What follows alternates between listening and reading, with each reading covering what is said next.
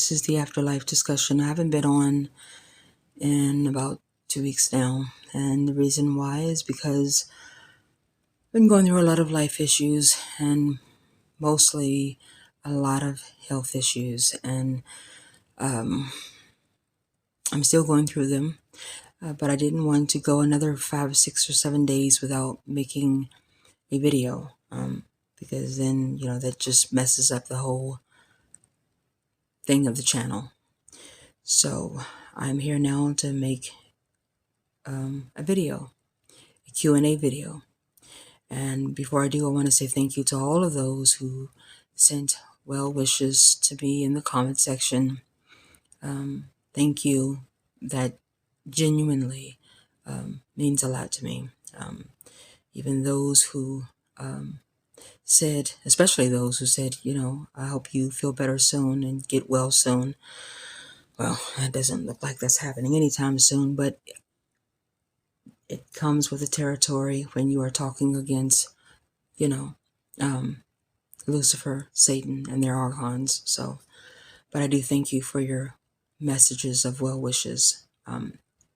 Later tonight, there will be a video that I will be bringing forth in addition to this one. But this video here is going to be a Q&A because I have received a lot of questions, a few questions, a lot of questions, whichever you want to hold on to there, about my videos, and I wanted to respond to these questions. So without further ado, the first question comes from Truth Seeker, who wants to know, what are your thoughts on immunizations, and why do I get a bad pit in my stomach when thinking about them besides the COVID vax? Well, thank you for your question, and I'll start with this. Years ago, and I do mean years ago, immunizations used to be really good, especially for children. It allowed children to be safe from different types of sicknesses, illnesses, diseases. And so there was a time years ago, back in my time, the 80s, whereas immunizations were really needed, and they really proved to be useful. Well, those times have changed because the elite, they have poisoned those very same immunizations, those vaccines. And now when you get them, they're making children sick. They're making them autistic because no child is born being autistic. Children become autistic because of vaccines. And I know a lot of people don't want to believe that. That's because they're not awakened. You only become autistic because of what is put inside of you that damages your DNA, that makes you autistic. And so children are becoming autistic after getting, vaccines, after becoming immunized.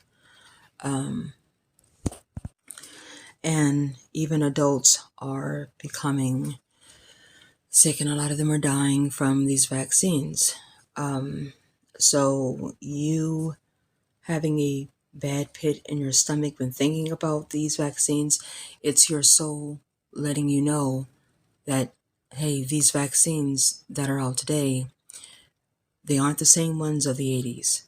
They aren't even the same ones from the early 90s. These are all vaccines that are horrible, that are bad. Your soul is turning on the ick factor, the disgusted factor, when you think about these vaccines. And that's your soul's way of letting you know, hey, these things are bad. These things are no longer good. That's why you get a bad pit feeling in your stomach when you think of the vaccines. It's the equivalent of you thinking about satanic music, or you thinking about murder.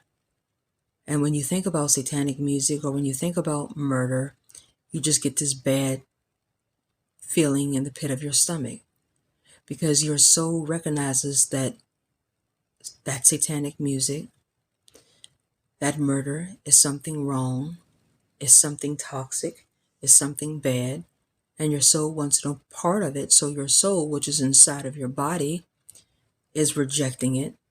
And as such, your body is rejecting it by giving you that bad feeling in the pit of your stomach. Now, the COVID vaccine. I am proud to say I never took one vaccine during the whole COVID pandemic, not pandemic, but pandemic. I didn't take Moderna. I didn't take Pfizer. I didn't take Johnson. And the reason why I didn't is because I knew from day one that COVID was nothing but a bunch of bullshit.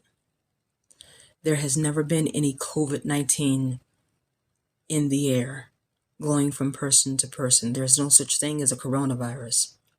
Yes, I said it. Unsubscribe if you don't like it. That whole COVID pandemic situation was designed to get people to comply. It was a practice test run of compliance, and people complied because people went out and wore masks. People went out and kept 6 feet apart. People went out and they got vaccinated. They stopped having birthday parties, barbecues, because the government, the elite, they said that COVID-19 was in the air. There never was any COVID-19. That was one of the elite's many hoaxes.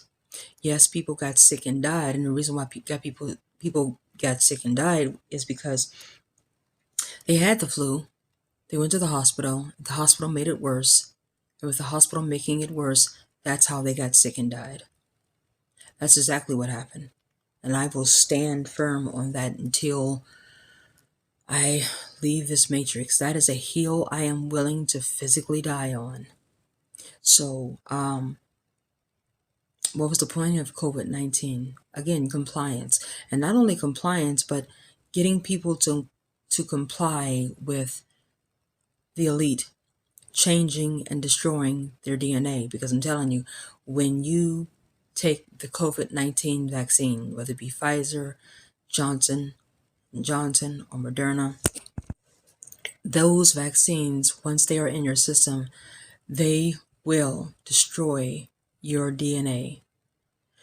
They will kill everything that was alive with your soul. This is why so many people, and I used to even say it back when this was, all the news would talk about, do not go get this vaccine. Do not go get any vaccine that has to do with this coronavirus bullshit. Because once you do, your DNA, your soul, your ISB is going to be damaged and eventually it's going to be destroyed. And as such, we have been seeing people who have gotten the COVID-19 vaccine or vaccines, and they've become sick, and a lot of them have died.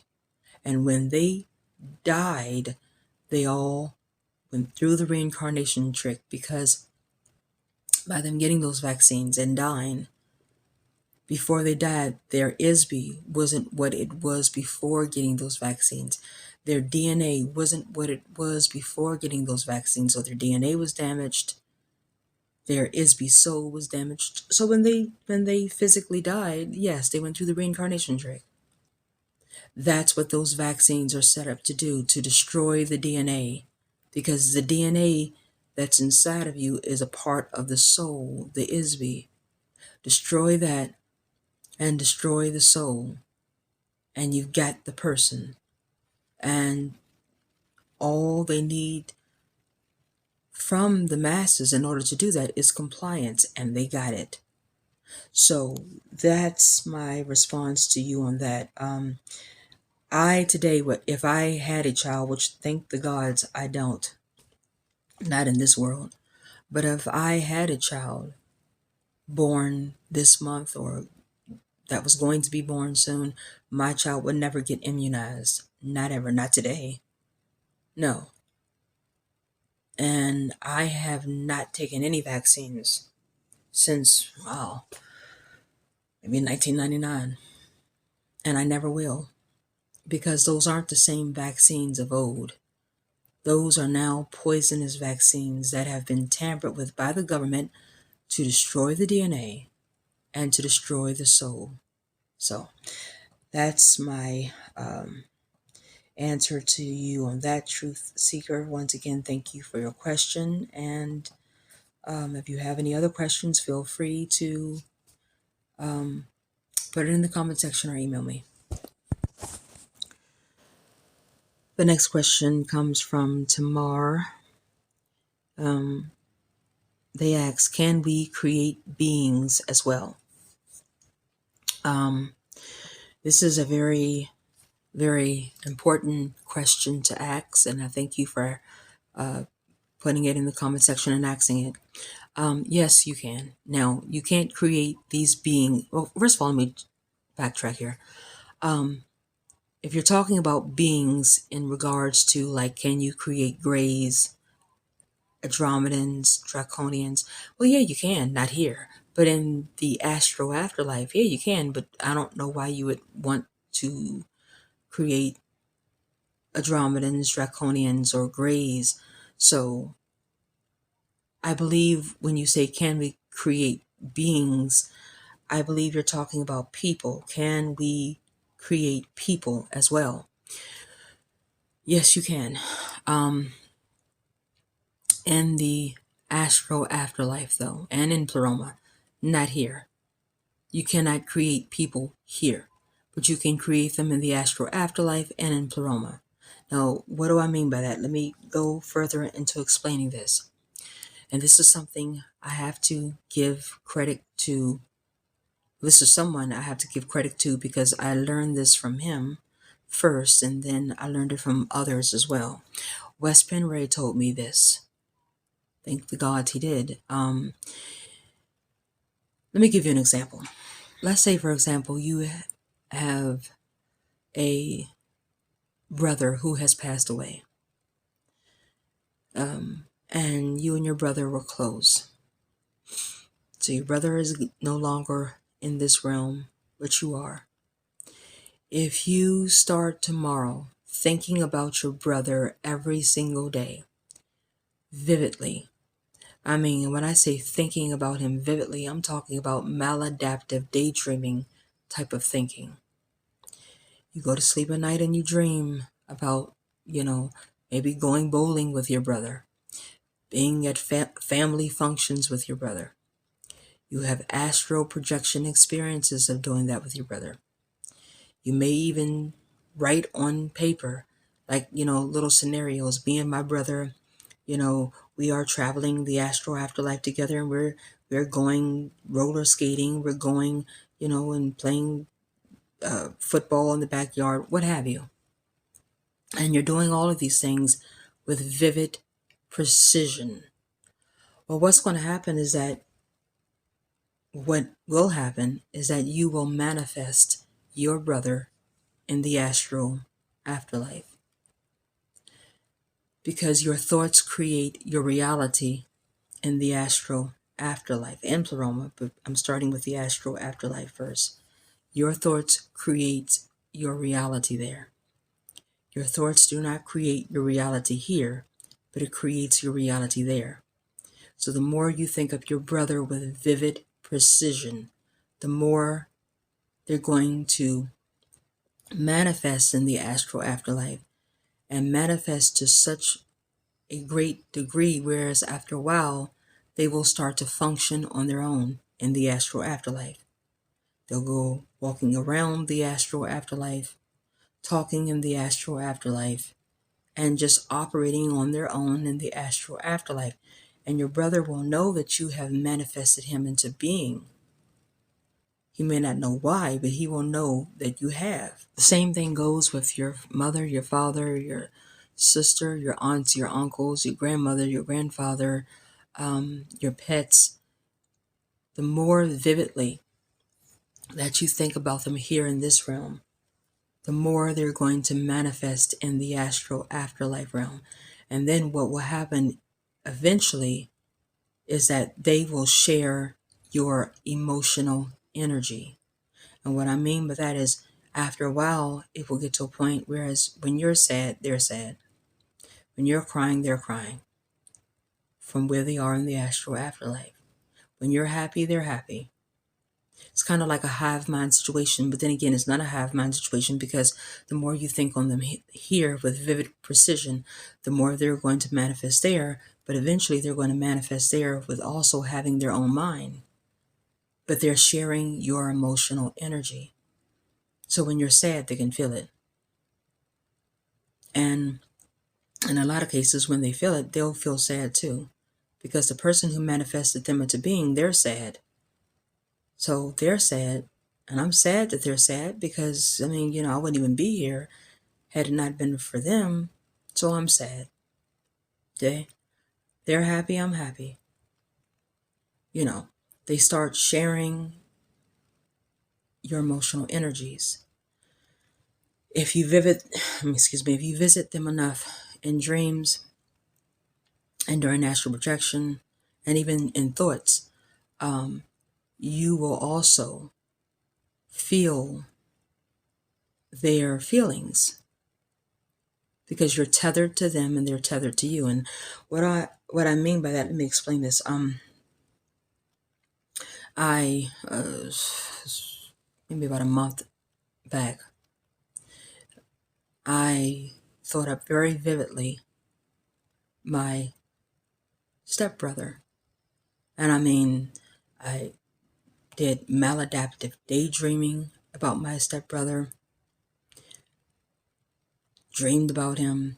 And when I say dreamed about him, get your mind out of the gutter. I'm talking about dreaming about us watching kiddie shows together, eating boat while eating cereal, going roller skating together, going to our family barbecue, things like that, brother sister type of activities. Going to the movies and laughing at Meg Ryan's new face, things like that, and I would have astral projection trips of us doing the same things, going out, shopping, all of that. And one day, in one of the dreams I had, he was he had this terrible sinus cold, this sinus head cold. I guess that's what you would call it, because he was sneezing, but he was also coughing, had a fever.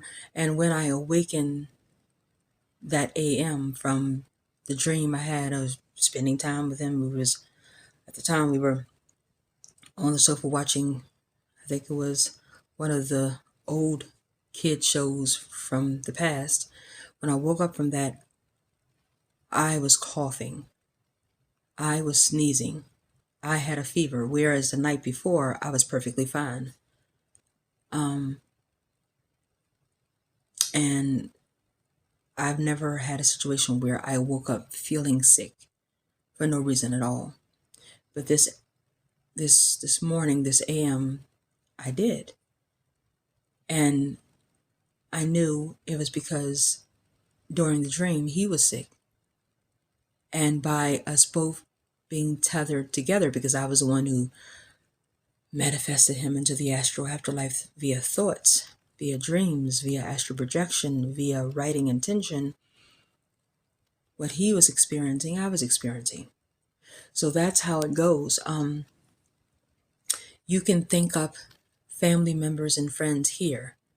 And if you think them up with vivid precision, if you dream about them with vivid precision, if you vividly experience being with them during astral projection, if you vividly use writing intention to write about them, they're going to manifest in the astral afterlife. And when they manifest in the astral afterlife, they are tethered to you because you are the one who manifested them. They are connected to you. So they are feeling your emotions, and a lot of times you will feel theirs. And not just emotions, but feelings. And if they feel that they are sick in the astral afterlife, you're going to experience it too if the tethering is strong, if the connection is strong. So, yes, you can create people in the astral afterlife. And it doesn't have to just be real people, it can be fictional people. I've said this in a past video. Your favorite television characters, your favorite film characters, if you think on them with very strong, vivid precision. If you dream about them with strong, vivid precision, if you have astral trips where you are with them vividly, if you are vividly using writing intention to write about them, they are going to manifest, even though in this realm here they don't exist except for on TV or in the movies. But thoughts are powerful. They will absolutely be real in the astral afterlife. And the more you think on them, the more you dream about them, the more you have astral projection trips where you're going to visit them and be with them, the more that you use writing intention vividly to write about them, the more stronger the manifestation of them comes. And then a lot of times with that happening, they will begin to interact with you through songs, movies, shows, messages that you hear. Because I've had this happen with my stepbrother.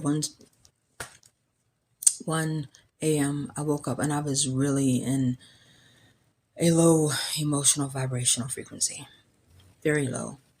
And so after I got out of bed, I went to shower, come back into my, bedroom, and on my phone, there was this visual message.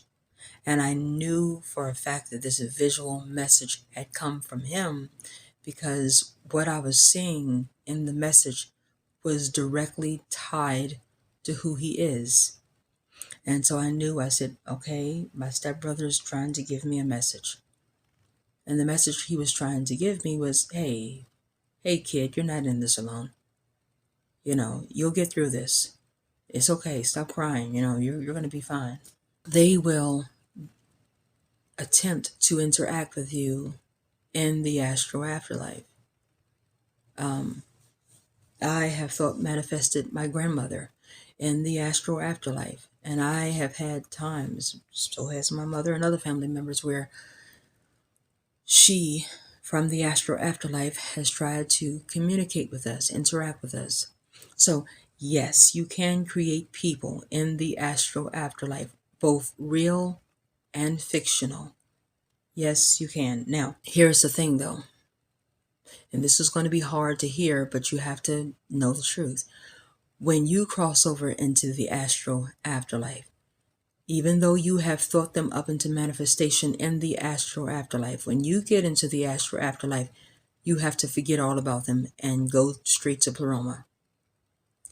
Yes, that is a hard thing to grasp, but yes, and let me repeat that. Even though you have thought manifested them into the astral afterlife, once you get to the astral afterlife, you have to forget all about them and leave that astral afterlife and go to Pleroma. Now, stop typing. Let me explain that before you curse me out or anything, okay? I have not found out yet, and I haven't really taken the time to look, but I do want to look and see if this can be done. I don't know if when you do get to the astral afterlife, you can take those manifestations that you have thought up. The people manifestations that you have thought up.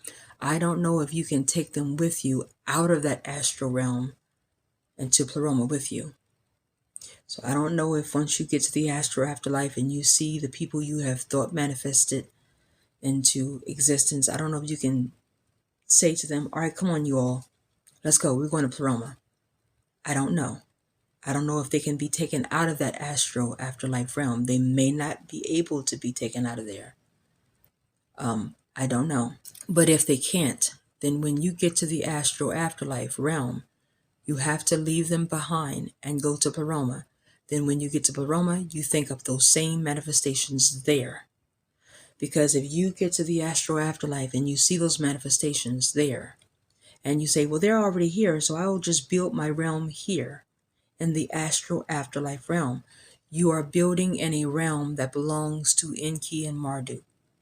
That is their turf. The astral afterlife is their turf. And so by you building your realm or thinking your realm into existence in the astral afterlife, at any time, Enki and Marduk and their archons can come and destroy that realm because it's on their turf. And anything that is on their turf, they consider to be their property. So you get to the astral afterlife with you, you know, uniting with the manifested people that you have thought manifested into existence. And you create your realm there. And then Enki, Marduk, the archons, or any one of their henchmen could come and destroy all of that, including you. Well, not, and when I say destroy, I don't mean destroy permanently. They'll take you, they'll take your manifestations to the Summerland, and they'll destroy your realm. And so you have nothing. But see, if you go to Pleroma and create your realm, and then have your manifested people to exist there, well, you don't have to worry about your realm being destroyed and you being taken to the moon, which is the Summerland. Because Enki, Marduk, the archons, and all of those beings with him, they cannot penetrate themselves into Pleroma. They can't get into Pleroma because they don't have the frequency to get into Pleroma. Their frequency doesn't match.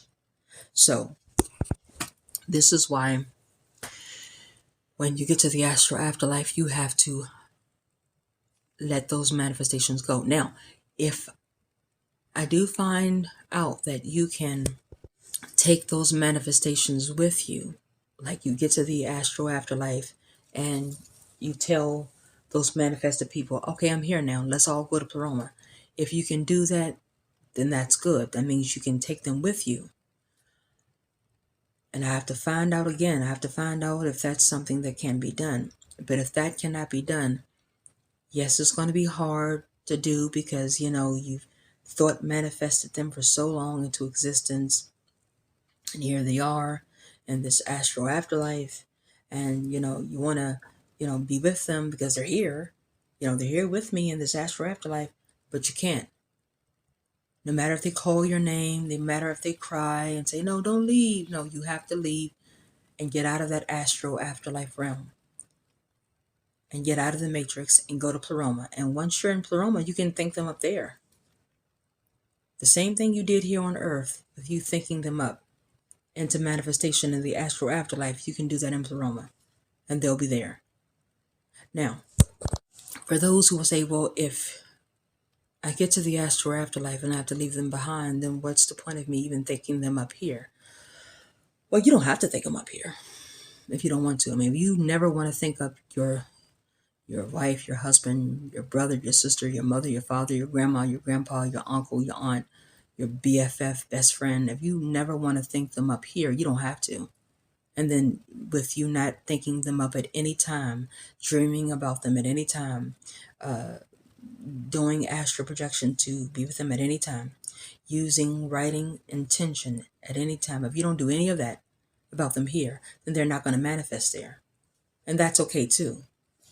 But you have a lot of people who they will sit down and they'll think about, darn, I sure miss my father. I sure miss my mother. She's been gone a long time. And I remember when me and my mom, we would go ice fishing or something. And you're thinking about that particular time with your mother with vivid precision. What's going to happen is going to bring into manifestation your mother in the afterlife, the astral realm afterlife. Just how it is. So if you don't want that to happen because you don't want to have to get to the astral afterlife and ignore them if you can't take them with you, you don't want to have to ignore them and go to Pleroma and leave them behind, then don't think of them here. Don't think of them at all here. But just know that if you do, and if you do think of them with vivid precision, if you do dream about them with vivid precision, if you do use writing intention about them vividly, if you do have astral projection experiences with them vividly, just know they're going to manifest there. They're going to manifest because your thoughts create your reality there. One thing Wes Penray said is this is why you have to be careful of your thoughts. Yes, think of something evil and something evil will be in the astral afterlife in existence. think up about, oh, I wonder what it would be like to be chased by Michael Myers. Well, when you, and even though that's a fictional character, when you get to the astral afterlife, guess who's going to be there? Michael Myers. Your thoughts create your reality. Your thoughts are very powerful. This is why the elite wants to control your thoughts. They don't want to control that little brain in your body.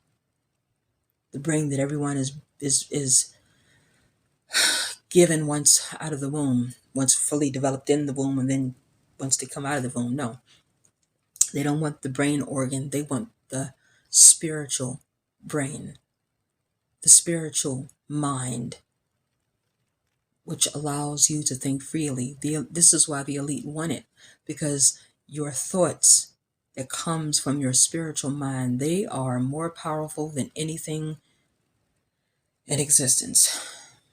So yes, you can absolutely create people in the astral afterlife and in Pleroma. And then it doesn't even have to be family or friends or fictional characters. It can just be anyone. You can go to Pleroma and say, I just want to think up a random woman or a random guy. Just to have them walking around in my realm. And it will manifest. However you want the person to look, it will manifest.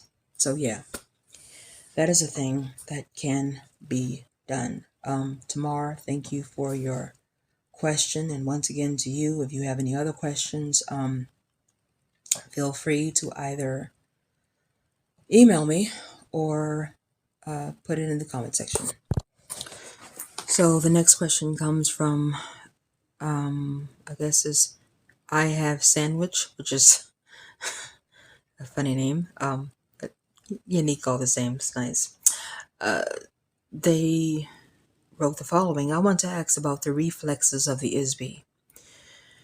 After the transitioning and how fear works in the afterlife, because I am concerned about the possibility of the malevolent entities trying to do something like jump scaring souls in the void to create fear, and if the startle reflexes have to be trained, or if the soul doesn't feel the same kind of fear upon exiting the body, excuse me.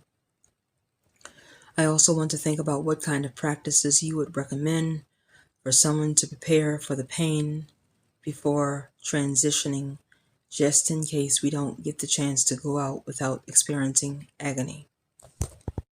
All right, well, thank you for your questions. All right, so your first part of your question, how fear works in the afterlife. Let me just say this. Enki and Marduk, they live off of fear. They constantly feed off of it. Fear, as well as other emotions, but fear is one of the biggest. People say love is one of the biggest. These people don't know what they're talking about. Is fear. They live for people being afraid. Now, when you come up out of the body, there is a possibility that when you come up out of the body with gnosis, Enki, Marduk, and the Archons, they will try to do almost anything to get you to come with them, to agree to come with them, including using what you are afraid of. If you are afraid of spiders, they're going to use spiders. They may use spiders again. If you are afraid of dogs, they may use dogs. If you are afraid of unicorns, for example, they may use those. They may use what you were afraid of in life to try to con you through fear into saying, okay, fine, I'll come with you. I cannot say whether once you come up out of the body, the reflexes that you have regarding fear, whether they'll still be there or not, because I have never come up out of the body in terms of being dead. I know during astral projection, I have had once or twice an experience where even during astral projection, I was faced with my fear. But what I did when I was faced with my fear was that I remained calm. I did not give in to that fear by saying, this, I can't believe I'm saying this. I'm scared. No, I didn't do that. I remained calm. I have heard of people saying that once they have come up out of the body, they have, they entered the afterlife and they all of a sudden got scared because they didn't know what was happening. So that makes me think that even though you come up out of the body, the reflexes that you have regarding fear, it still stays with the soul. How you can get it to not stay with the soul is that while you are here, start facing every fear that you have. If you have a fear of roaches, what you need to be doing while you are still, you know, in the term they use, alive in this realm, you need to face those fears, or face that fear that you have of roaches. Watch videos about roaches, uh, go outside and see some.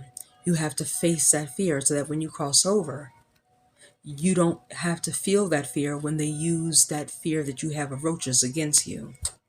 And I'm just using roaches as an example. The same thing with dogs, the same thing with animals. Fear of heights, you have to face those fears here so that when you cross over into the afterlife, if they try to use those fears against you there, it's not going to work because you've already faced those fears before you crossed over. The same thing with jump scares. If jump scares are something that when you experience it, it sends you into a state of fear. Start facing that fear of jump scares. Start putting yourself in a situation whereas you are experiencing that jump scare or those jump scares, so that when you cross over and you're faced with that jump scare tactic, it won't affect you because you know what? You have already conquered it before you crossed over. So that's what I would say. Now, you may cross over and they may not use your fears against you to try to get you to agree to come with them to be reincarnated. They may not use that, but they may indeed use it. You know, you, you won't really know until you get to the other side. You don't really know. Because there have been people who have gotten to the other side and Enki, Marduk disguised as whomever they wanted to disguise themselves as. And the archons have told them, all right, come on. You've done good. Now it's time to come home. And the people have said, no, well, I'm not going with you anywhere. And they keep asking, and the people keep saying no. And then Enki, Marduk, and the archons, they'll go away. And then all that soul is left with is the blackness until they go through the net, or until they get out of the astral afterlife realm and go to Pleroma. So you may not be faced with your fears, but then again, you may indeed be faced with your fears. It all depends on how much Enki, Marduk, and the Archons, how much they want you to not escape. If they extremely, extremely, extremely want you to stay locked into the system, they may use your fears against you, excuse me. But when they use it against you, it won't work if you have already conquered your fears before you crossed over. So this is what I would say. There is something that I have a extreme fear of. I'm not going to say it online because if I say it online, someone will know what that fear is and they'll try to use it against me in real life. If they see me outside of YouTube. So I'm not going to tell what my fear is, but I have well, I did. I don't any longer. I had an extreme fear of something. And I mean, every time I saw this something,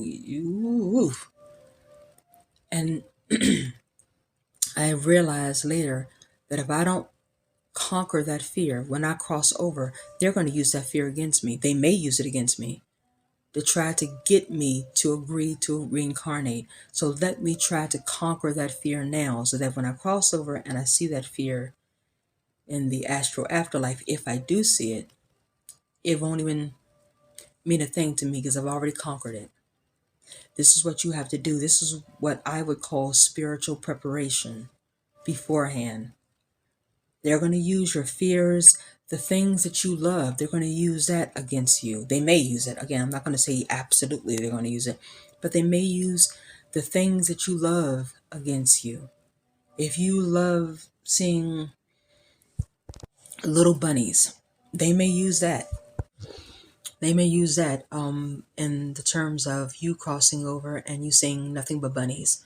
Oh, the bunnies are so cute. And, then that's when the light comes out, or the tunnel comes out, and Enki, Marduk, and the Archons come out, and they talk a good game. So it may very well be the case that they will use everything they can to keep you from not escaping, including your fears. And this is why you have to face your fears while you are here. Whatever you are afraid of, yes, you need to learn how to overcome it, because they're going to throw the kitchen sink at you. Well, again, I say they may, because you may cross over, and after you tell them, no, I'm not coming with you, I'm a sovereign being, they may just decide just to go away. But then again, they may not. They may say, after you tell them no, okay, you're going to tell me no? Okay, well, let me throw your fear at you. Or let me throw what you love the most at you. Even people, let me throw your husband at you, your wife at you, your grandmother, your grandfather, your aunt, your uncle, your best friend, your son, your daughter. Let me throw them at you. Because if what I am saying is not getting you to agree, maybe that will. And so you have to be prepared for whatever they may throw at you when you cross over. Whatever. Because I do think that even though you're out of the body,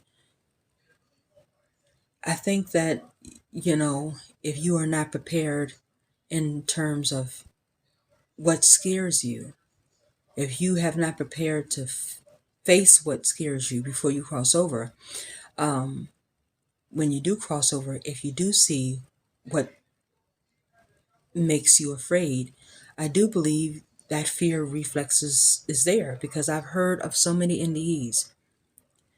When they cross over, they see something or they experience something that makes them get scared. I've heard them say it. Oh, and all of a sudden I got so scared. I got so afraid. And that fear manifested. It manifested into them asking for help from Enki, Marduk, and the Archons, and they came. And they came with the idea of, and with the solution of, all right, it's not your time to come here. Go back down to Earth. Go back to the prison planet that you came from. Of course, they didn't use the word prison planet, but they tell you, oh, it's not your time yet. You must go back.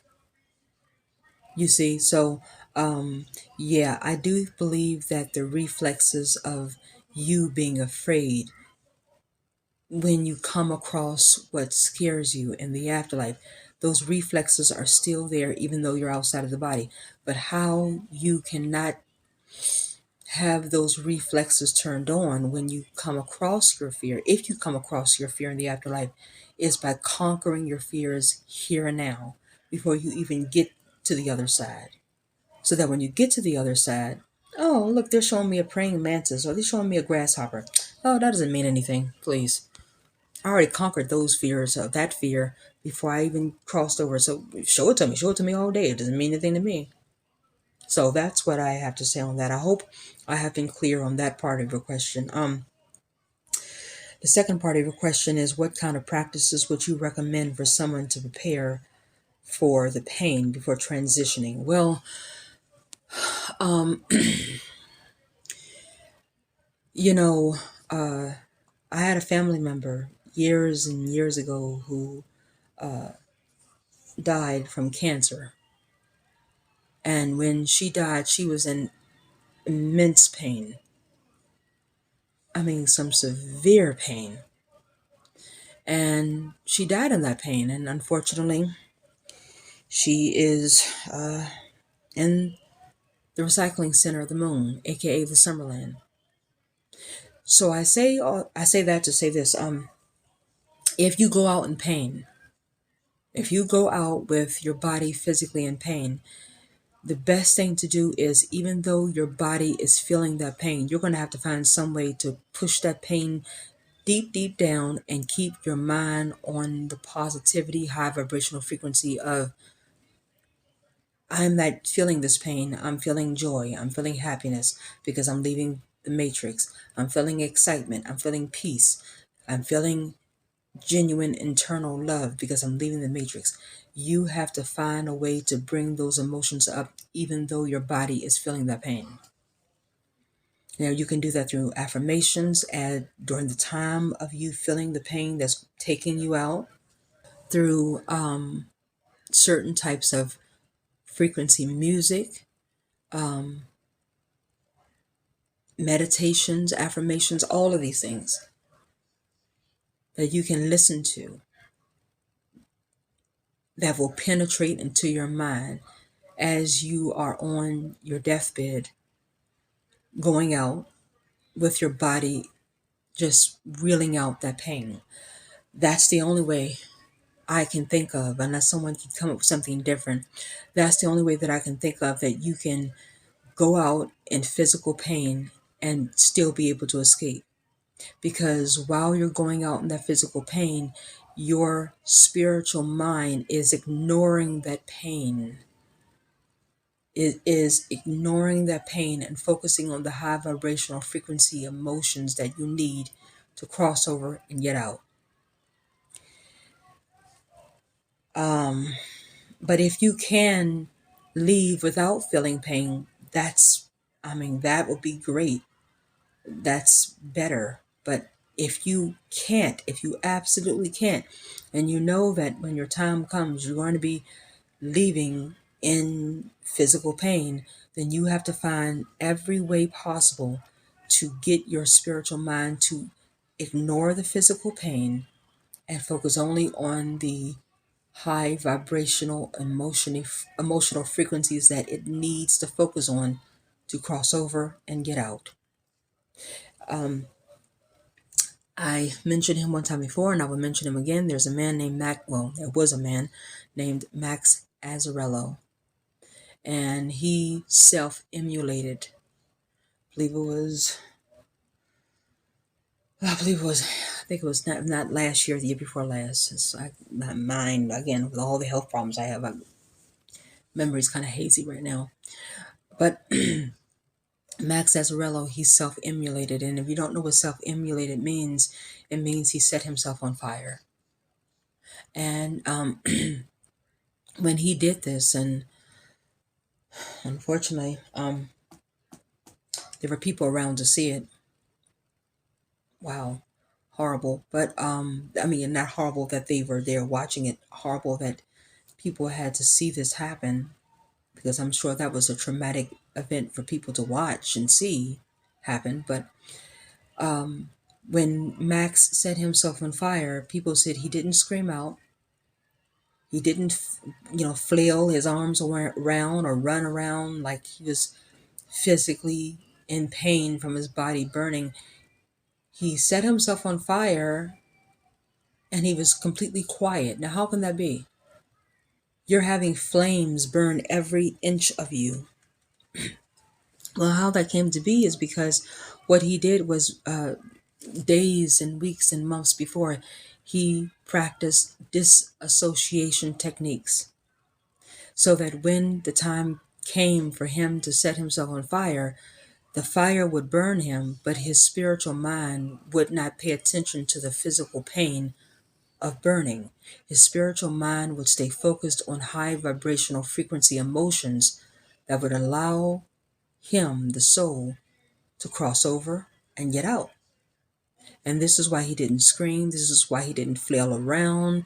He didn't run around. He didn't do anything that a person who is set on fire would do. Because he had already spiritually and mentally disassociated, so that even though the fire is burning him, his spiritual self isn't feeling it. His spiritual self is focused on getting, crossing over and getting out, and how happy, how elated, how excited, how joyful, he would be once he got out. And he did get out, and I can attest, he is not in the Summerland. He is in Pleroma. So this is what I would say. If you have to go out in pain, then as you're lying in bed, going out, or wherever you're going out at, you have to get your spiritual mind and your spiritual self off of recognizing the physical pain that the body is going through. And you have to keep your spiritual mind and your spiritual self focused on the high vibrational frequencies of I'm sovereign, I'm happy, I'm excited, I'm joyful, I'm going home. Not on, oh, the pain. Oh, no, you can't. Because if your spiritual mind and your spiritual self is focusing on the pain, you are filling your spiritual mind and your spiritual self with that low vibrational frequency, which is going to keep you here. So I hope I have been clear on that. And you can practice how to keep your spiritual mind focused on high vibrational frequency by meditating. By meditating. If you meditate every day, you are training your spiritual mind and your spiritual self to be in a state of high vibrational frequency, so that when you are on your way out, and you're on your way out in that physical pain, you already know how to disassociate yourself. You disassociate yourself through meditation, through affirmations, through the right type of frequency music. And you're doing all of that as you're going out, even though your body is in pain. This is why I say so many times, meditation is so important. I cannot stress meditation enough. I cannot stress affirmations enough. I cannot stress listening to the right type of frequency music. And then not only the right type of frequency music, listening to music that boosts the frequency. It doesn't even have to be, different megahertz of music. I mean, that's good too. But just music that makes your soul feel good. Because if your soul feels good, your frequency is going to go up. I tell you, I can listen to Earth, Wind, and Fire's a song, Let's Groove, and that song will raise my frequency higher than me standing at the top of the Empire State Building. Every time. And many songs like that. Alanis Morissette's Ironic. Oh my God, this song, I don't know why, it just raises my frequency. So this is what I'm saying. This is the only way that you're going to be able to go out in physical pain and be able to cross over and escape, by having your spiritual self and your spiritual mind to not focus on the physical pain, to completely not focus on that physical pain, and to only focus on the high vibrational frequencies that's going to allow you to cross over and get out. That's the only way. And for a lot of people, that's hard to do. That is very hard to do, because if you are experiencing that physical pain, for a lot of people, for me, it would be hard at all, because I mean, damn the pain. I don't give a damn about this body at all. And I don't care how much pain the body is in. If I know if I know I have a plan of going home, that's what I'm going to focus on. I don't care how much pain this body is in. But for a lot of people, that's hard to do.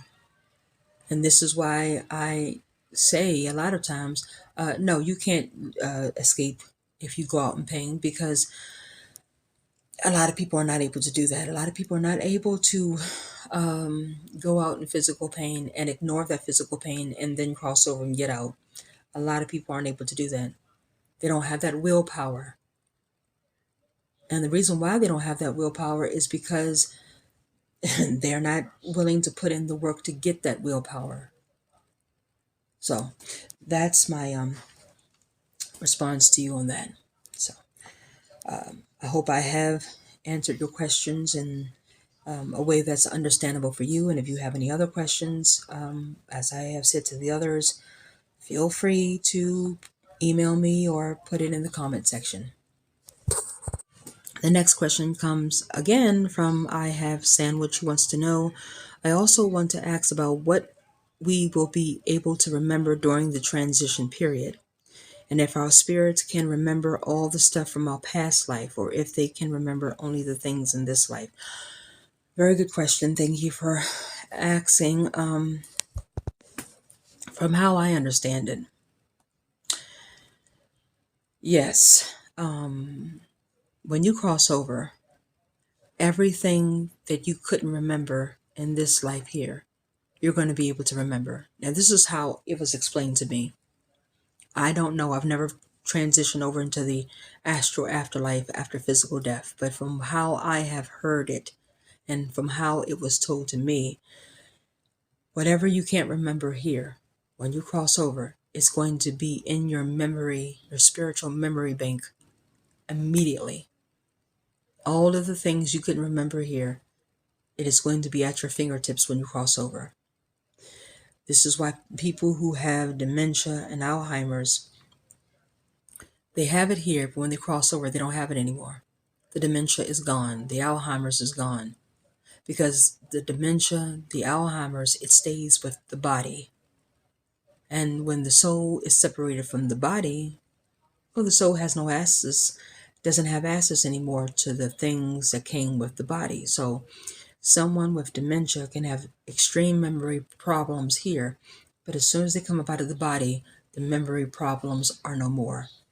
They remember everything. Now, when it comes to remembering our past life, I've heard, and this is just what I've heard because, again, I don't know. I have not died physically yet, okay? I have not transitioned physically yet. But from what I have heard,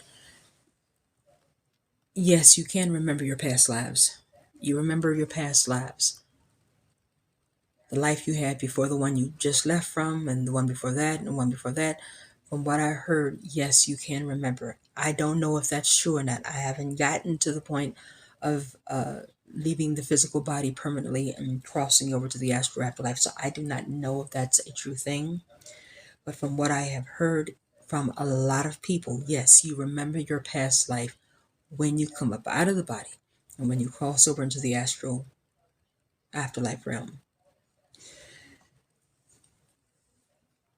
From what I have heard from a lot of people, it is amazing, the experiences that a soul has once it comes up out of the body.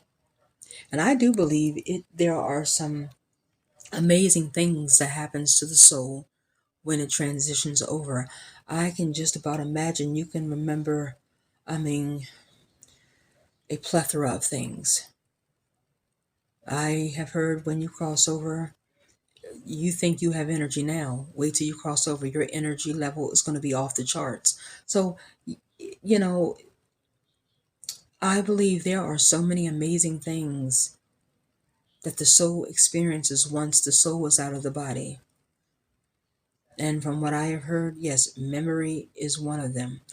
The memory of a soul is just astoundingly huge once that soul comes up out of the body. And I do want to say on a side note, if you have any health issues, diseases, when your soul comes up out of the body, those health issues, those diseases, they're no more. Because those health issues, those diseases are connected to the body, not the soul. So, yeah, your memory will be off the charts when your soul comes up out of the body. You will remember a hell of a lot. And according to what a lot of people have said, you will also remember your past lives or your past life, because some people only had one. Okay, yes, you will be able to remember. Excuse me. You will be able to remember them. So, I hope I have answered your question on that. And once again, to you as well. Have any other questions? Feel free to put them in the comment section or email me. This other question comes from New World Love 7031, who writes, I have just found out I have a blocked artery and other heart problems related to bad foods I've eaten for comfort and high stress lifestyle. A big part of me thinks, doesn't matter, just let whatever is going to happen with my health happen. I really don't care if I live one more month or a year. A close friend of mine says I need to cook much healthier food and completely change my diet. I hate cooking and enjoy cake and eating out. I am not overweight fat at all.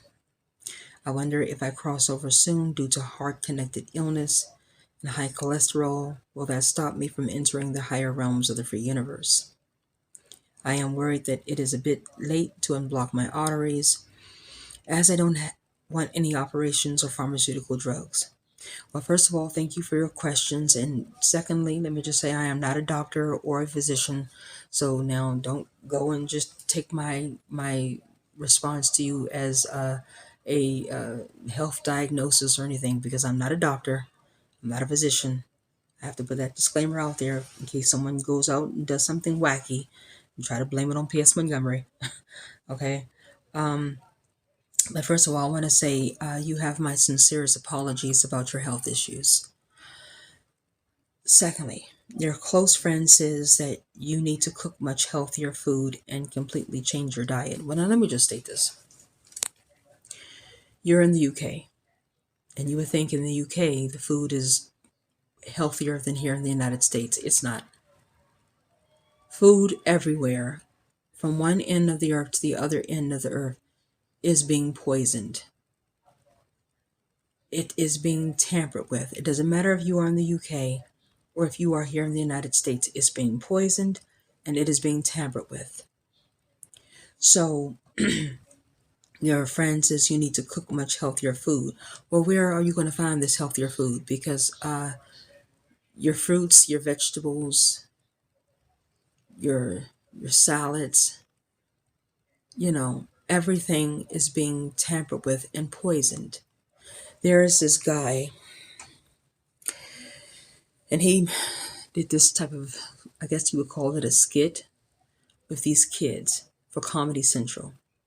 And in this skit or this video, this black guy, he's singing the song, and the kids are singing the song with him. And the song that they're singing is, all the food is poison, all the food is poison. And you may be able to find that song here on YouTube if you search for it. Just search for All the Food is Poison song. And in that song, the black guy, he's telling you how every bit of food that you eat, it's all poison. And, there's a few hee hee ha ha's from watching the video. Oh, this is funny, haha. But there's truth in it. All the food is poison. No matter if it's fruits, vegetables, smoothies, they're all poison. So, where are you going to find this healthier food? And the only way you're going to find healthier food is unless you go underground to the deep underground military bases. You'll find the healthier food down there, but you're not going to find it above here. There is no healthier food up here. So you can switch to just being a vegetarian. You can switch to being a pescatarian. You can switch to being a vegan. You can switch to whatever you want. It doesn't matter. You're still eating GMO, bioengineered food. So there's no healthier food. Yeah, you can change your diet all you want, but in your diet, the foods that you're eating in your diet are still foods that are either bioengineered or that are GMO made. So there is no, oh, you need to start eating healthier food, please. There is no healthy food anymore. These recalls that they're doing, there's nothing wrong with the food, people. There's nothing wrong with the food. They're doing these recalls so that they can take the food that was healthy, take it off the shelves, and replace it with GMO or bioengineered food. But when they start taking it off the shelves, so people don't get suspicious, they have to say, we're taking it off the shelf because it's being recalled. There's nothing wrong with the food.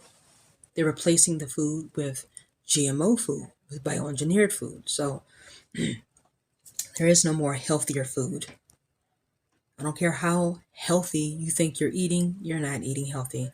And don't get me started on farmers markets. Oh, you can go to the farmers market. Don't start. Don't start with that, okay? Because please, 99% of these farmers markets are they're selling things that are GMO and bioengineered as well. I know this as a fact, not as an opinion, but as a fact. So that's number one. Now, however, just because all the food is poison, and just because there is no such thing as healthier food, that doesn't mean you should go crazy and just eat everything you want. Just eat anything. Eat 6, 7, 8, 9 meals a day. That doesn't mean you should do that. Okay. That doesn't mean that, oh, well, since everything is poisonous anyway, I might as well just continue on going to McDonald's. No, that doesn't mean that. Because even though all the food is poison, and it is, you do have some foods that are more poisonous than others. I would rather, if I had to choose between having a poisonous apple, and when I say poisonous, I'm not talking about Snow White poisonous. I'm talking about, excuse me, an apple that is bioengineered. I would rather, okay, let me backtrack. If I had to choose between eating a bioengineered apple and a bioengineered box of donuts, I would rather choose the bioengineered apple because the bioengineered box of donuts is more toxic than the bioengineered apple. I know that's hard for some to believe, but it is. Okay, you have some foods that are more toxic, more poisonous than others. And junk food is entirely more poisonous than others. Donuts, cakes. I mean, I have seen people, which I don't know how in the hell they do this, but I've seen people eat an entire cake in one sitting. Yeah, that's not, that's, yeah, no, no, okay. Um, an entire cake is more poisonous, is more toxic than eating GMO grapes, bioengineered grapes. So, just because all the food is toxic and GMO and bioengineered, that doesn't mean, well, since it is, I mean, I might as well just eat anything, then no. No. If you can avoid having ding dongs and Twinkies, I would avoid doing that.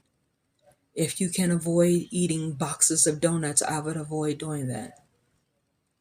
I would rather eat the GMO fruits and vegetables than to eat the GMO donuts and ding dongs and Twinkies and all of that. Okay. But understand that there is no healthy food that you're eating. All of it is toxic, but some are more toxic than most. Now, you having these illnesses, it will not stop you from entering the free universe. Well, first of all, escaping and then going to the free universe or the higher realms, which are basically the same, but whichever term you want to use. No, it's not going to stop you because what stops you is you not being prepared. And what I mean by that is if you cross over with gnosis, if you cross over without you having any attachments, if you cross over with you having that high vibrational frequency, you can have cancer, AIDS, HIV, heart problems, whatever, MS, Parkinson's, you can have whatever. If you cross over with those three things, which is gnosis, no attachments, and high vibrational frequency, you're going to escape and get out. You're going to escape and get out. But if you don't cross over with those three things, you're not going to get out. See, it doesn't matter what illness your body has. It only matters what is going on with the soul because your body is not going. Your body is not going to cross over into the afterlife. Your soul is. So it doesn't matter if your body has heart problems, if your body has any type of health issues. it doesn't matter because your body is not going, your soul is. Your soul is what matters. So, releasing the soul from attachments, releasing the soul from low vibrational frequency, filling the soul with gnosis, that's what's going to get you to escape and get you to the higher realms. Because if you cross over and you have low vibrational frequency, you're not going to go to the higher realms because your frequency has to match the realm that you're going to. Someone with low vibrational frequency cannot enter pleroma because their frequency does not match. So if you're crossing over with the high vibrational frequency, you'll go to the higher realms because your frequency matches. So yeah, it doesn't matter about what disease or illness the body has. What matters is what the soul has. If the soul has the gnosis, if the soul has the high vibrational frequency, if the soul has already given up the attachments, that's what matters. So that's what I want to say. Once again, I am very apologetic about your health issues, though. Telling you, being in a body that has health issues, that is a lot. That is a lot. I really feel for you, but I do thank you for your question. And any other questions you have, feel free to leave it in the comment section or email me. Okay. And lastly, the next question is, well, actually, is a comment from Nara, who wrote, "I felt something related to health was happening to you because I put a post on my YouTube channel saying that I've been severely, ill." And Nara wrote, "I felt something related to health was happening to you. I sent an email to you asking about this because Wes Penray said he was under severe attack, and it was exactly when I started to feel worried about you. He said that they want him to stop his work and withdraw everything, as I understood. Here with me, the attacks intensify. No, excuse me. Here with me, the attacks intensity is the same, but for the first time, it changed within the main method." First of all, Nara, thank you for your beautiful comment and your messages. They mean a lot. Now, I want to say this as well. I've been talking to Wes for a while. I did not know he was under severe attack. Guess that's information that he didn't relay over to me. I have asked him plenty of times how he was, and he says, "Oh, I'm good. I'm writing the book." So I didn't know he was under attack. I don't know if he decided not to tell me because he didn't want to worry me or what have you, but I did not know he was under severe attack. But if he is, yeah, the archons are going after everyone right now, everyone who is really truly awakened. They're going after everyone. And the reason why they're going after everyone is because they're desperate right now. The archons, Enki and Marduk, they're losing a lot of people. And so they're desperate. And in their desperation, they're attacking people more so now than ever before, those who are truly awakened. So him being under severe attack, it's not a surprise. They're angry at people like Wes and myself because we are the reason why they're losing people. And I'm glad I'm the reason that they're losing people. I'm glad. I hope that everything I do causes them to lose more and more people. So I'm glad about it. Hey, attack me all day, every day. That means I'm doing something right. If you are not being attacked by them, that means you're doing something wrong. If you are being attacked by them, it means you're doing something right. So Wes should feel proud that he is being attacked because it means he's doing something right. I love when they attack me because it means, hey, I'm your number one enemy, which is good because I want to be their enemy. I want to be Enki's enemy. I want to be Marduk's enemy. I want to be the Archon's enemy. And as me being their enemy, I want them to lose. And how I make them lose is by exposing them every chance I get so no one else comes into their clutches ever again. So Wes should be proud. Hearing that he is under spiritual attack just lets me know how genuine he is. Because if you aren't genuine in spirituality, you're not going to be attacked. You see, you're not going to be attacked. So him being attacked just lets me know this man is on his shit. He's genuine. And that's what's making Enki and Marduk and the Archons upset, because he's genuine. But you know what? And I'm going to say this, excuse my language, fuck Enki, fuck Marduk, fuck the Archons. I hope West continues doing what he is doing, exposing their asses. So that's what I have to say on that. But I will say this, people, lastly. Things are happening in this world. Things are happening in this world that is absolutely lined up with Enki, Marduk, and the Archons. This fictitious war that is happening that isn't really happening at all. These crazy Epstein files, which were purposely put out. Everything that is happening now is happening because it is directly connected to Enki, Marduk, and the Archons. And I've told you before, we're getting close to the end of this simulation. And the closer we get to the end, the more worse things are going to get. And this is what we're seeing.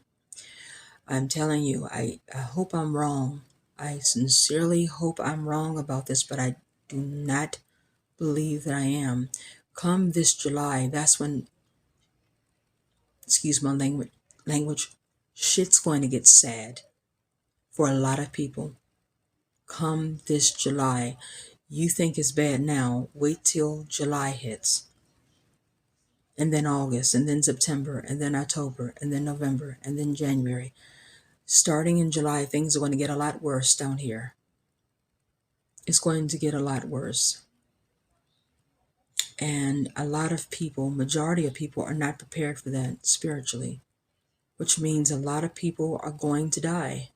And I'm telling you that it doesn't, I hope I'm wrong. I hope I'm wrong about all of this, but I don't think I am.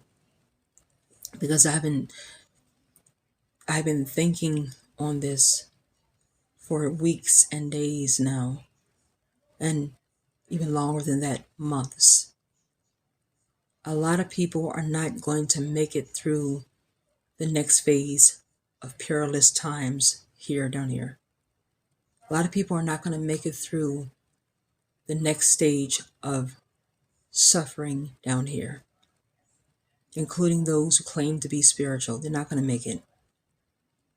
Because I'm telling you, things down here are going to get worse. And they're not going to get worse with them eventually getting better. It's going to get worse and worse and worse and worse and worse and worse until finally it explodes into a permanently horrible situation down here. And if you have your eyes open, you can see it and you can absolutely feel it. You can smell it in the air if your third eye is open. I can every day. I can see it, I can feel it, and I can even smell it. And so you need to be aware of that. What's happening is going to get worse. And this is why I tell people all the time, you have to stay into meditation. You have to stay into affirmations. You have to work on your attachments, your identity, letting go of it, your ego, your regrets, your grudges. You have to work on all of these things, because we're getting to a time now where you don't know when the day will be your last. You don't know what the next day is going to bring. And so I would hope that everyone out there is really genuinely doing their spiritual work, because I'm telling you, looking at everything that is happening in the world, not just the US, but in the world today, things are bad. But come this July, it's going to get a whole lot worse. So please, everyone, continue to be on your spiritual game if you're already on it. If you aren't already on it, get on your spiritual game, because this simulation is coming to a close very quickly. And when it does close, you're not going to have any more time left. I'm telling you, you're not. So you have a short amount of time now. Use it wisely. So this is what I wanted to say. Once again, I thank you for your questions. Thank you for your comments. Thank you for your well wishes. Again, sometime later tonight, I'm going to try to get it out tonight. Okay, I'm going to try my very best. If I don't get it out tonight, it'll be out tomorrow. I'm going to try my best to push past my sickness and everything to get it out tonight. The second video that you definitely need to see. But until then, be safe, and thank you all once again. And I will talk to you on next Saturday, if the universe is willing. If the universe gives me the strength to. This is the Afterlife discussion. Until next time.